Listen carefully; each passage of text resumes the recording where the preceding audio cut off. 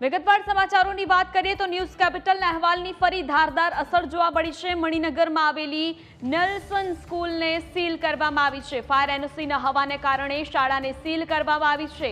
Fire NOC અને જર્જરિત સ્કૂલનો અહેવાલ દર્શાવ્યો હતો ન્યૂઝ કેપિટલે। ન્યૂઝ કેપિટલના અહેવાલ બાદ આ કાર્યવાહી કરવામાં આવી છે।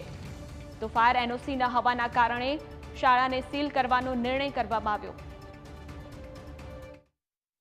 ન્યૂઝ કેપિટલના અહેવાલની અસર જે છે તે સામે આવી છે, કારણ કે નેલ્સન સ્કૂલને સીલ કરી દેવામાં આવી છે। જોઈ શકાય છે કે આ નેલ્સન સ્કૂલ જર્જરિત થઈ ચૂકી છે, તેમ છતાં પણ વર્ષોથી આ જે છે સ્કૂલ ચાલી રહી હતી। ન્યૂઝ કેપિટલે અહેવાલ પ્રસારિત કર્યો હતો કે સ્કૂલ પાસે કોઈ પણ પ્રકારની ફાયર એનઓસી નથી, સમગ્ર બિલ્ડિંગ જે છે તે જર્જરિત થઈ ચૂક્યું છે, તેમ છતાં એની સામે કાર્યવાહી કરવામાં જે છે તે નહોતી આવતી। પરંતુ રાજકોટના અગ્નિકાંડ બાદ હવે સ્કૂલની સામે કાર્યવાહી કરવામાં આવી છે અને સમગ્ર સ્કૂલ જે છે તેને સીલ કરી દેવામાં આવી છે। સૌથી મહત્વપૂર્ણ વાત એ છે કે 800 જેટલા બાળકો અહીં અભ્યાસ કરે છે અને તેમ છતાં પણ આ સ્કૂલ સામે જે છે તે કાર્યવાહી કરવામાં આવતી ન હતી। પરંતુ જે રીતે ન્યૂઝ કેપિટલમાં અહેવાલ પ્રસારિત થયો હતો અને ત્યારબાદ રાજકોટમાં જે અગ્નિકાંડ થયો ત્યારબાદ અમદાવાદ મ્યુનિસિપલ કોર્પોરેશન અને ફાયર વિભાગ જે છે તે જાગ્યું છે અને સ્કૂલને સીલ કરી દેવામાં આવી છે। એટલે સમજી શકાય છે કે વર્ષોથી આ સ્કૂલ પાસે કોઈ પણ પ્રકારની મંજૂરી ન હતી, ફાયર એનઓસી ન હતી, તેમ છતાં પણ વિદ્યાર્થીઓના જીવના જોખમે જે છે આ શાળા ચાલી રહી હતી। પરંતુ હવેથી